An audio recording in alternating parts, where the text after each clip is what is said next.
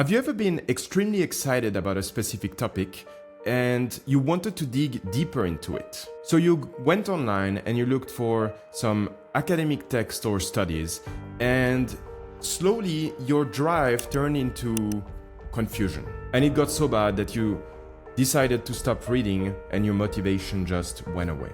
Well, if you've been there, you're definitely not alone.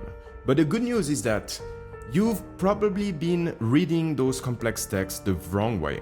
In this video, we will walk through a step-by-step method that will allow you to better engage and understand those texts so that you will find clarity or even excitement in what most people consider boring.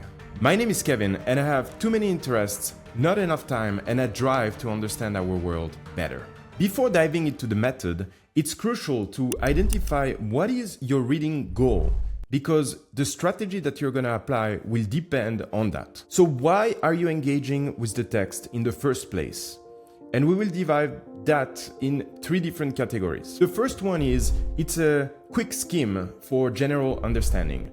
You just want to go through your text, trying to identify the main themes and see if the text is actually relevant to dig deeper or not.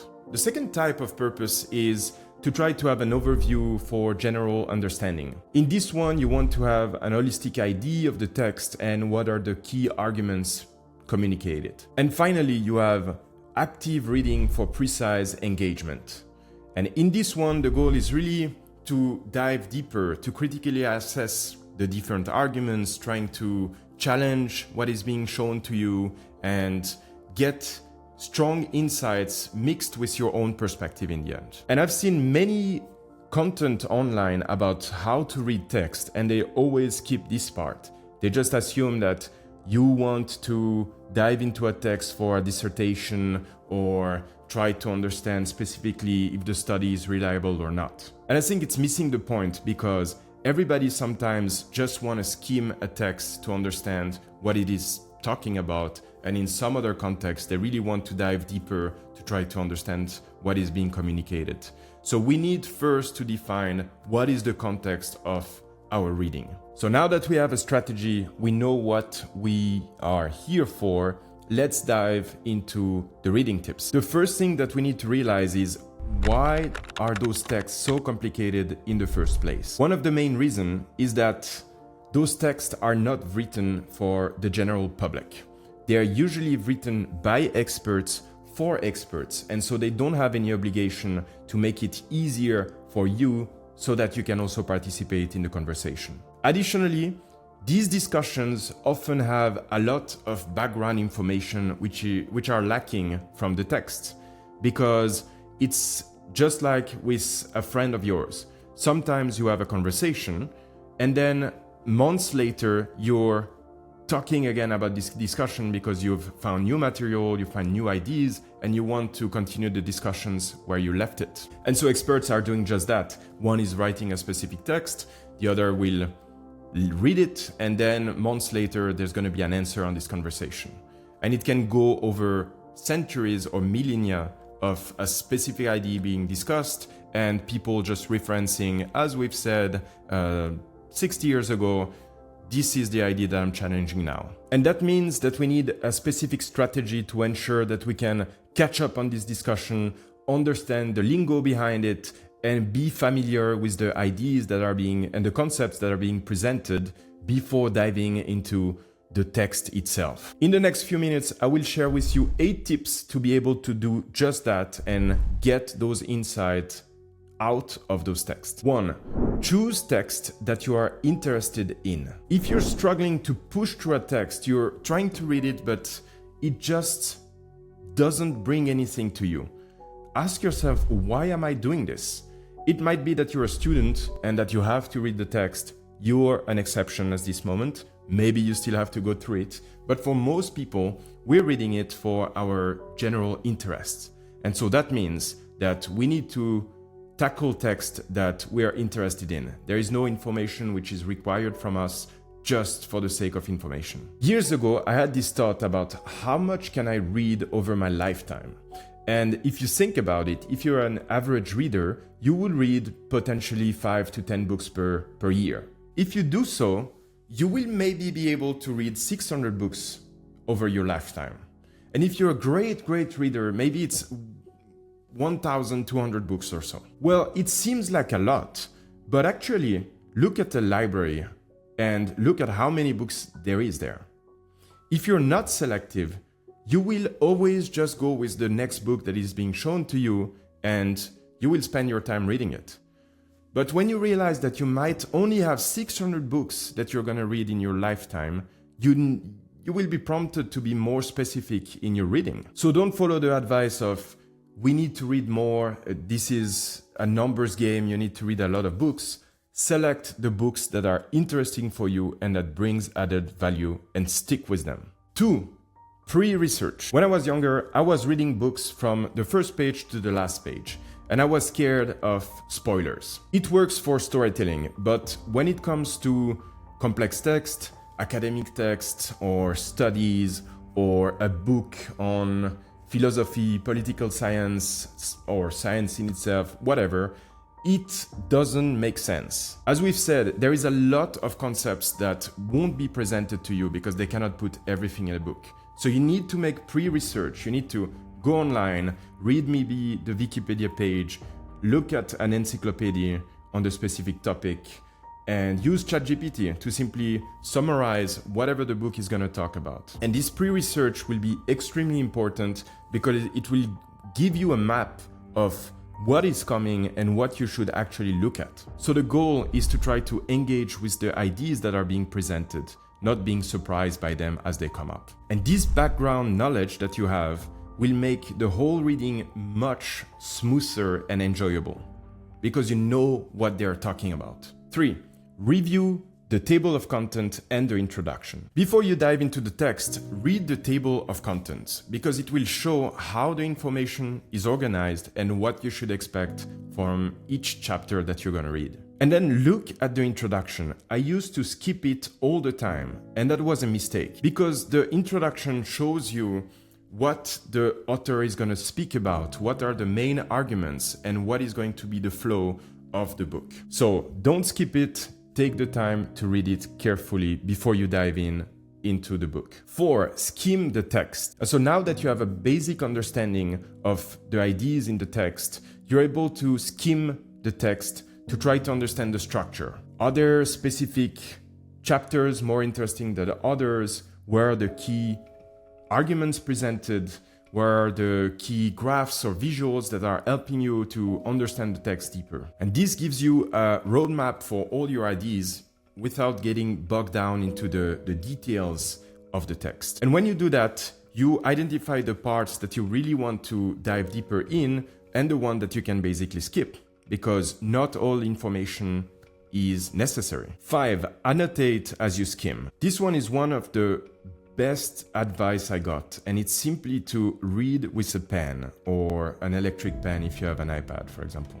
When you do that, you engage with the text more actively directly. So that means that when I read a specific paragraph, rather than simply continuing to the next, I will simply put a little note of what the author is talking about. And I realize when I don't do that, that I allow myself to just read in confusion until I'm fully lost. And when I read with a pen, I stop and force myself to say, okay, I just read those words. What is actually the content of it? Don't hesitate to use the margins to put your own questions and your own thoughts. If something is unclear, you can just put it there. It's your own space. Nobody's gonna read it. So feel free to use this annotation system as your own and to try to simply find ways to optimize the reading that you're doing for better understanding. 6. Read in detail. Now that you skimmed and annotated the text, you can read through it again, especially when it's about academic studies or academic text. You're able then to run through and you have this roadmap based on the annotations that you've made and on the understanding of the structure. And you're now able to dive deeper into the text to better understand the arguments that are being presented to you. And here, again, this is where the context is important, because you don't need to do that if you just want a general idea of the topic that you have in front of you. Here, this point is really meant for the active reading part, where you really try to understand in detail what the author is saying. And this is where you critically engage with the text. This is where you really want to evaluate the arguments of the author, and you're also bringing your own perspective and try to challenge those ideas. 7, summarize in your own words. You don't need to do that all the time, but if you want to even dive deeper and understand what the author is communicating, for each sections or each chapter that you're reading, you can also try to summarize in your own words what is the main points that are communicated in this specific chapter. This will also help you in the future if you want to read again the study or the text for some reasons. You can simply go through your annotations on the side and the summary of the text, and it will revive the concepts that you understood at some point but forgot since then. So no pressure on the summaries as well. It should be crisp, it should just be the essence of the text, and it's again simply a tool for you to be able to better engage with the text. 8, tackle long text in chunks. So when you will try to skim and annotate your text, you will realize that there are very long texts out there. And if you try to go through a book such as The Critique of Pure Reason by Kant, for example, you will not be able to skim the whole text and then go through your secondary readings and so on afterwards. And that means that you need to break it up in chunks. So first focus, for example, on 5 pages. You can skim the 5 pages to try to identify the main points, annotate it a bit, and then read it in details until you continue the reading for the next 5 pages in the text. And you will see when you do that, that the goal of reading is not speed. And that's the same point that I communicated before when I said the goal is not to read as many books as possible. Rather, the goal is to engage with ideas so that they can stick with you on the long term. And that might be frustrating sometimes because you will reread the same thing 3 times maybe, but this is what it costs to try to engage deeply with the text. And this will bring much more benefits than simply reading through and not engaging with the text at all. And I have a bonus tip for you, which really helps me going through complex text. And this is mind maps. And I know there is many people that are doubtful of mind maps because they said, I tried it at some point, it doesn't work, I don't believe in it. But I also think that there is a clear method for it. And the goal of the mind map is really a roadmap. And so that means you need to put all the concepts on the paper and try to have a visualization of the main ideas of your text. In the best case, you should do that before you dive into the text, when you do this broad search on trying to understand all the concepts and ideas that are presented in the text. And mind maps are great for that because they're not linear. You have all these different topics that connect into each other, and that really helps, especially if you have a visual memory. But it's a topic in itself, and so if you're interested, let me know in the comments and I will create a dedicated video on whatever I know about mind maps. So that's it. Now you have, with those 8 points, a very strong practical method to go through complex texts. If you need to remember just the executive summary, just the main points from this video, it's really those 2. Do your background research and annotate your text as you go. With this, you already have a strong foundation, which will allow you to engage more deeply with the text. Now that you have those tools, go ahead, try them out, and let me know in the comments what you think, if there is anything that worked well or didn't work for you for some reasons. In the next video, we will look at why I believe it's important to read philosophy, why it develops particular skills that enable you to engage more deeply with the text and understand better ideas from others to try to improve the level of the conversations we have with each other. So together we will explore why diving into philosophy can transform the way you see and discuss the world. See you on the next one.